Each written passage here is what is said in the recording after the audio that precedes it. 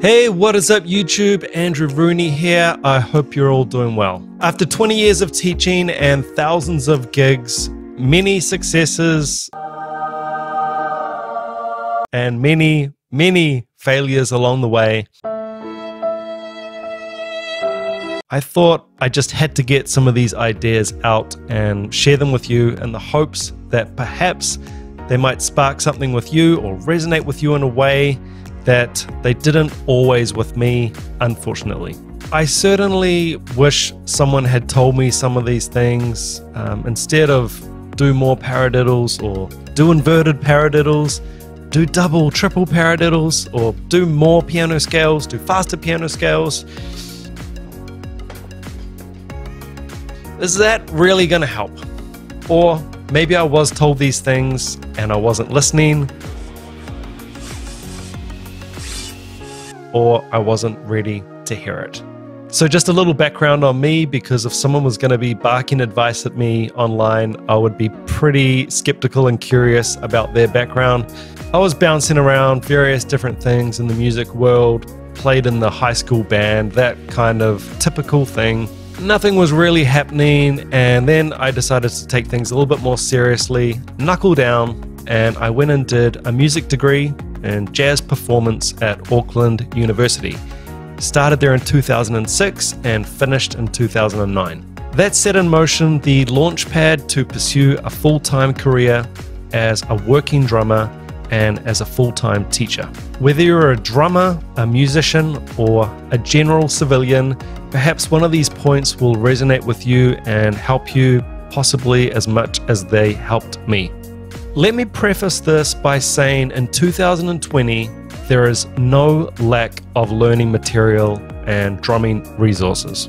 There is, of course, the historic back catalogue of classic texts like Stick Control and Syncopation for the Modern Drummer,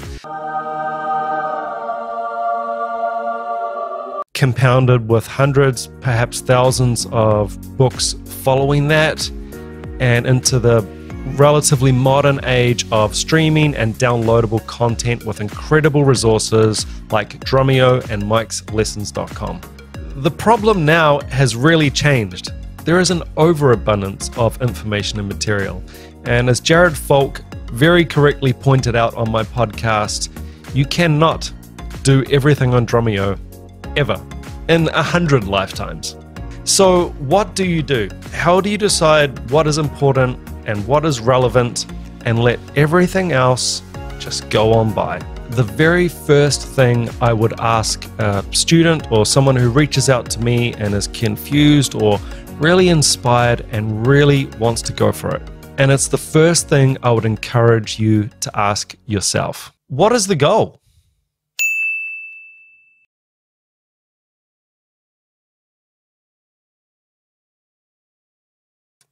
Maybe that doesn't connect with you. Goal setting. Sounds like a bit of a Tony Robbins style lecture. I just want to get faster singles, or I just want cleaner piano scales. I don't really care about all that stuff. The real question is, how is that going for you? And where is that leading? What exactly is fast enough? And when is something big enough? And how does that transfer into usable and valuable skills?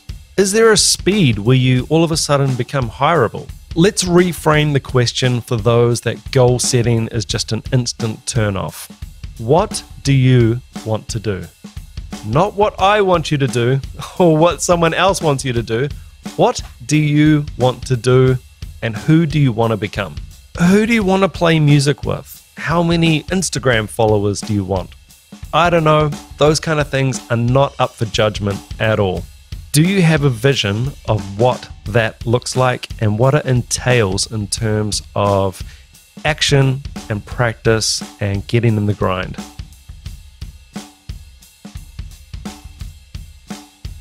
Setting goals is something that I've always found very difficult.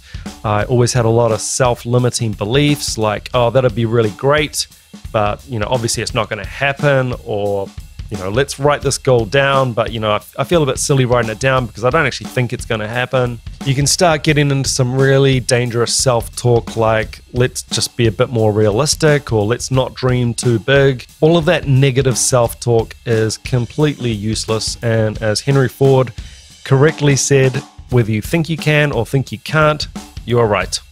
I think one of the big barriers with setting goals is that the goals require faith and belief that it's going to happen.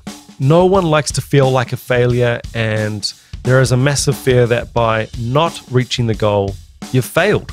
I believe that a leap of faith, writing down and believing in the outcome of these goals could be the single biggest move you make in your career. Dream big, decide what you want, write it down, make the decision, believe in it with 100% faith, take action towards it, it'll happen. Number 2 point today, and it's a big one that I see all too often, and I've been a victim of it as well, is staying inside your comfort zone.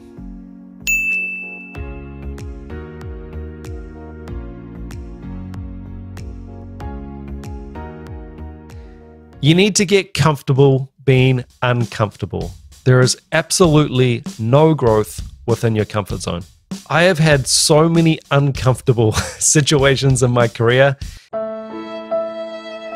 and looking back now, they were absolutely essential to get me where I am today.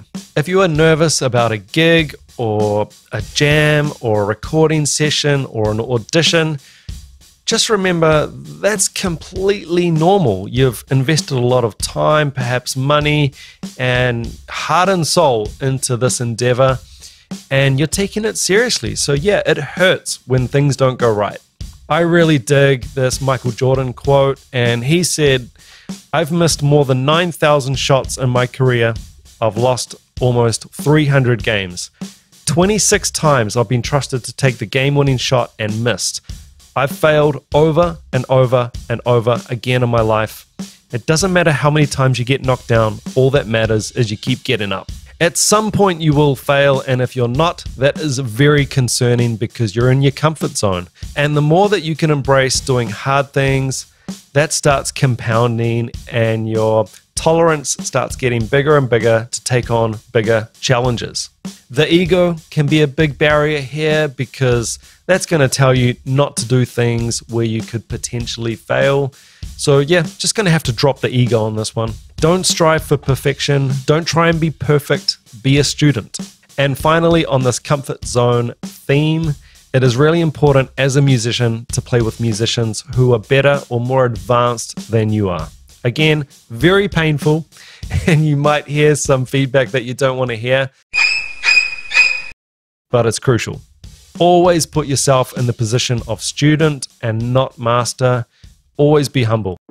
My third reason for perhaps why you're not developing as you would hope is not taking the shortest or most obvious route to your goal.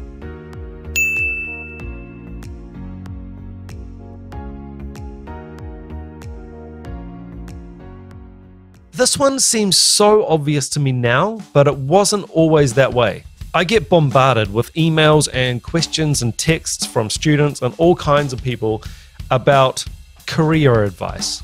A good example of this is a really common question such as, I want to get into this band, what should I do? Or I want to be in a band, what should I do? How should I go about that? But the answer is so simple to me now. It's just get in a band. Now let me explain that.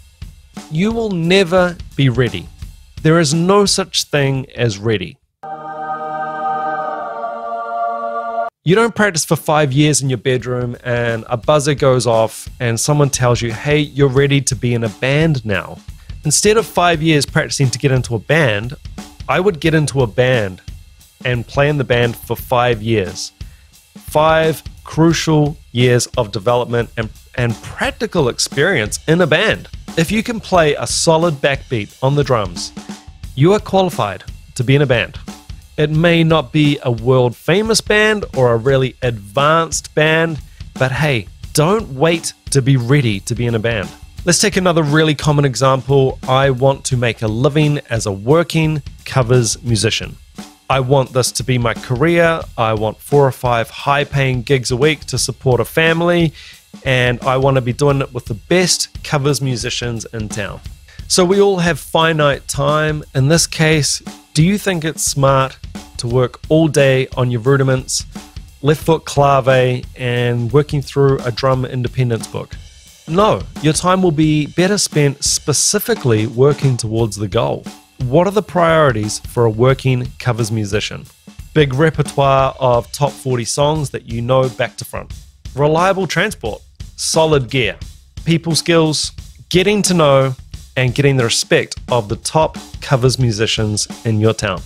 And again, this is not done in a practice room. In this case, it's done with a practical skill set and people skills.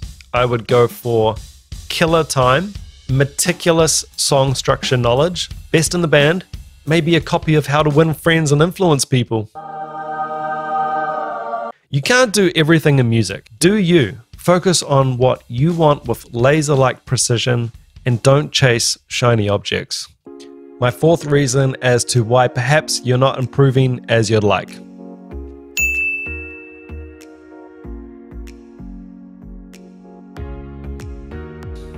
You're not respecting the grind.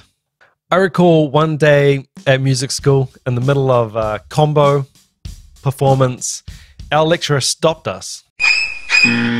Stopped us mid-song and said, "You guys don't know your instruments."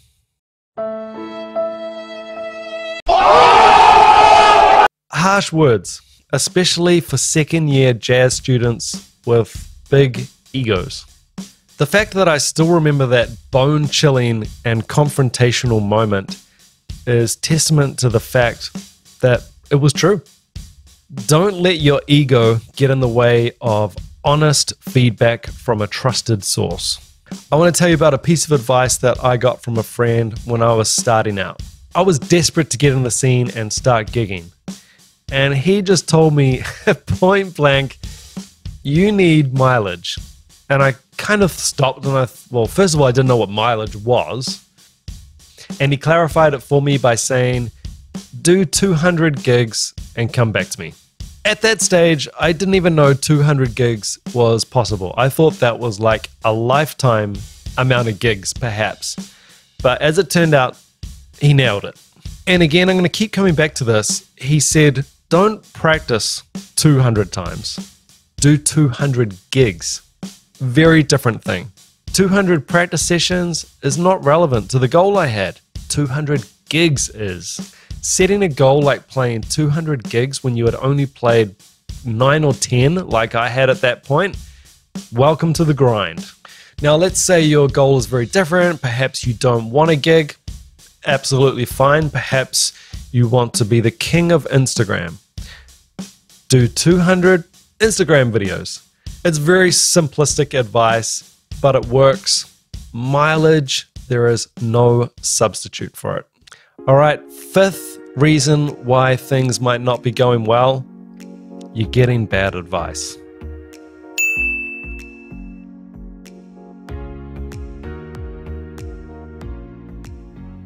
In 2020, if you post on a Reddit drum forum or drum Facebook group, a question such as, which ride cymbal should I get? What is the fastest kick pedal? You will get bombarded with 587 different recommendations. Remember, these people don't know you. They don't know how you play, how loud you play, how quiet you play. They don't know what kind of sticks you use. They don't know what room you're in. Is this for live, studio, mic'd, unmic'd? What's your preferred sound? And on and on and on. Again, the lottery approach to music and music education, it just doesn't work. Let's bring it a little bit closer to home. I got slammed in some YouTube comments because what I thought openly said that I don't know anything about metal drumming. I don't listen to it, I don't teach it, and I don't even own a double kick pedal. I don't get hired to play it, and I'm not well versed in the language of metal drumming at all. I got roasted because apparently all drum teachers should know all styles. Terrible advice. I know a lot of really, really good players. None of them would claim something as stupid and naive as knowing all styles. I'd be very concerned and wary of anyone claiming to have every style down. It doesn't happen. I try and be an open book as much as possible. I leave all the information out there. You can head over to my website to see what I have and haven't done. People come to me for general drumming fundamentals. I'm usually pretty good with young students, or perhaps someone wants to come to me for a cruise ship gig or theater type work, because that's my background. Heavy metal? No, not your guy. I'll send you down the road to someone who I really trust, who is an expert in that field, because that's the responsible thing to do. So who are you getting advice from? Do you even know who they are? Are they verified? And is this someone who you should be listening to? And I'll put trolls in here as well. They're not normally out giving too much wobbly advice. They're normally more interested in trying to be funny or get a reaction out of you. As Arnold Schwarzenegger said, ignore the naysayers. So essentially my fifth point, get good advice. All right, congratulations for hanging in this far. My sixth reason why things might not be working out is you don't have a why.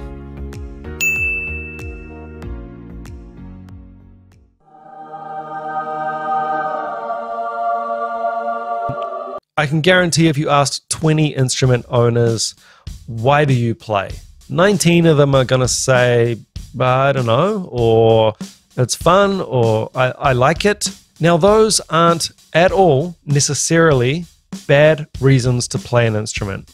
It's just that they aren't great either. I'm assuming if you've clicked on this video, you want to progress. So those answers just don't cut it. They sound weak and non-committal to me as a drum teacher. So what? As soon as it's not fun and something gets a little bit too hard, you just put your sticks down and start playing hockey? This again plays back into my first point of goal setting and having a clear vision in your mind of what you want to do and how you're going to get there. Remember, we're talking about people who want to smash through their current barriers and get to the next level. 7 or 8 year old student who's just starting out on the drums, no, that's all about fun, of course. If you can tap into your personal why, you can unlock real passion and discipline. You don't need discipline when things are going well and you're all fired up. The why kicks in when things aren't going well. A strong why will get you through when a really good bass player chews you out at a gig, your music teacher says that you constantly rush, or you fail that audition. I'll share with you my why when I went to jazz school. Basically, I had a burn the boats approach. I had nothing else to go back to. I had been working at a dead-end job and there was no way I was going back. So that was my why, and it was pretty powerful for me. I just always felt at my 9 to 5 that I had better potential than this and I want to be doing music.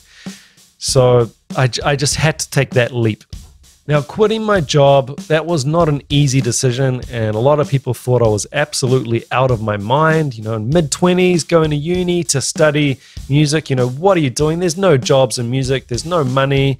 So people were just coming at me with, what, you want to be a musician? You need to get real and stop dreaming. So I'd offer to you, don't stop dreaming, find a why, and when you have your why, there is your way. Motivation and inspiration are fleeting. They come and go like the tides. You can't always rely on them. However, motivation and inspiration combined with an unshakable why is absolutely unstoppable. Combine that with taking positive and practical action and a mindset of failing until you succeed, no one can stop you. All right, we're almost there. Number 7 is going to be a really quick one, and that is just you need to improve your circle.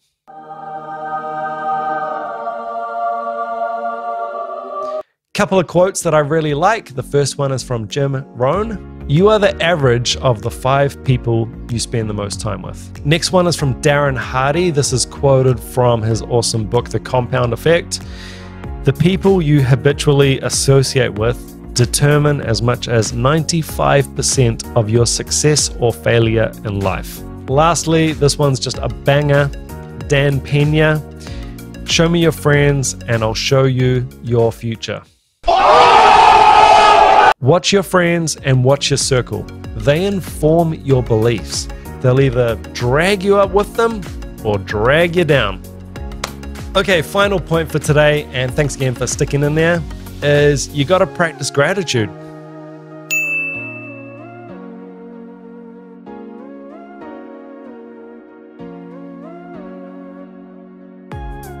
This one might seem completely unrelated. I didn't get this thing for the longest time. Be grateful and I'll get better at drums or guitar or life. To my surprise, yeah, being grateful for what you have currently can lead to the most amazing things. Things really changed for me when I started noting down a couple of things that I was grateful for before going to sleep. And a curious side benefit is that you sleep a lot better. Go to sleep positive, wake up positive, game changer. Let's say you're a drummer and things aren't going well. Write down, before you go to bed, I'm really grateful that I have a drum kit. Maybe you don't have your dream drum kit yet, or perhaps you don't even have a drum kit. Write down, I'm happy I've got arms and legs, so one day I can play a drum kit. Don't search too hard for things to be grateful for. They're all under your nose. I'm grateful I've got a roof over my head. I'm grateful for my family. It was a sunny day today. I read a great book. Anything. Honestly, anything. If you can get into the habit of always seeing the glass as half full and not half empty, everything changes. Do this day after day, and the positivity and the gratitude starts playing into everything that you do and everything that you experience. You start finding reasons why instead of why not. If you enjoyed this video, please be sure to subscribe, hit the like button, and leave a comment with any point that resonates with you. And with that, I'm going to let you go and drink some coffee. I really hope you have a wonderful day. All right, ciao for now.